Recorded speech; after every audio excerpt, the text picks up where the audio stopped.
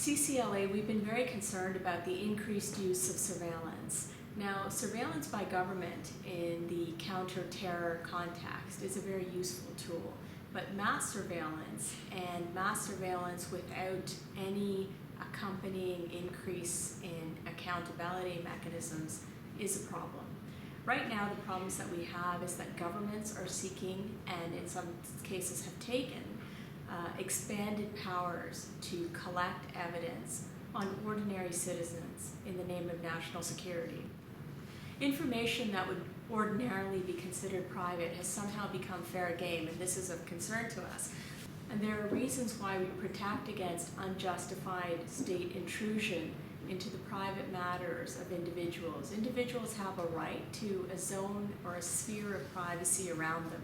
I'm concerned about foreign governments increasingly collecting and sharing information on individuals, and much of that information, we understand, has been collected through mass interception or else the sharing of information by security intelligence, sharing of information by intelligence agencies of various governments.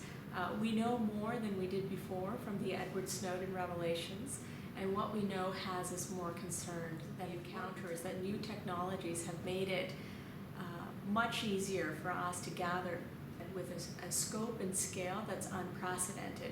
So just the volumes of information that's collected and shared is unheard of. And when you combine that with the fact that intelligence agencies by their nature are opaque, we don't know what they're collecting, and it's only when we've had, through certain revelations such as the Edward Snowden disclosures, that we have some sense of the enormity of the information that's being collected. Some people might ask why this is a problem, and if you have nothing to hide, why worry? It's a huge problem because, first of all, everyone has a right to keep things that are lawful private, and that is your right. The second thing is that it's not the right question to say, if you have nothing to hide, why worry? And the reason for that is because it's not what you think about yourself, but it's what can be thought about you if a false profile or a mistaken profile is formed. Companies are also collecting all sorts of information about individuals. They track this information sometimes to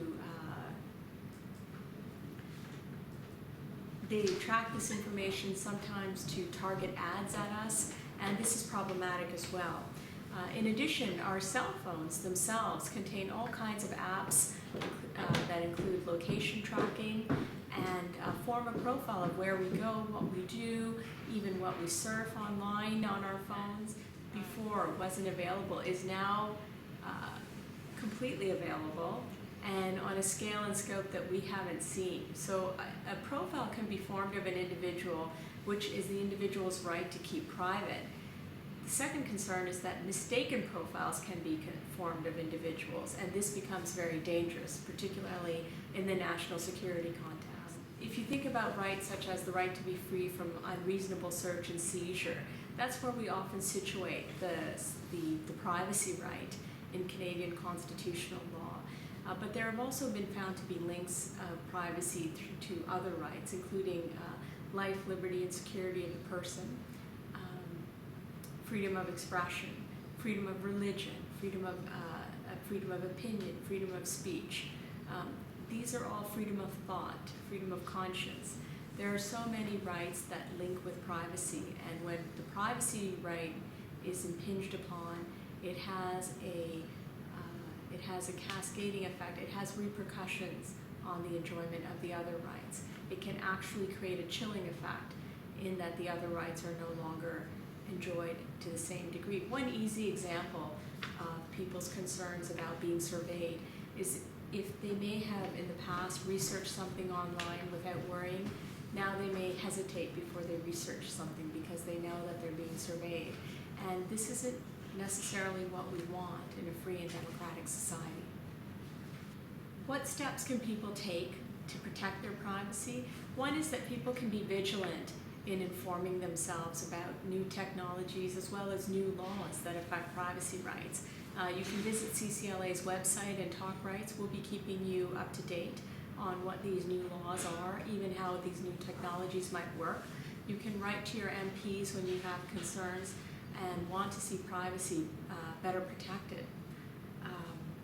You can also take time to think about the privacy implications every time you download a new app, every time you consent to your location services being turned on, even in terms of passwords that you use and encryption technologies that you use or maybe ought to think about using.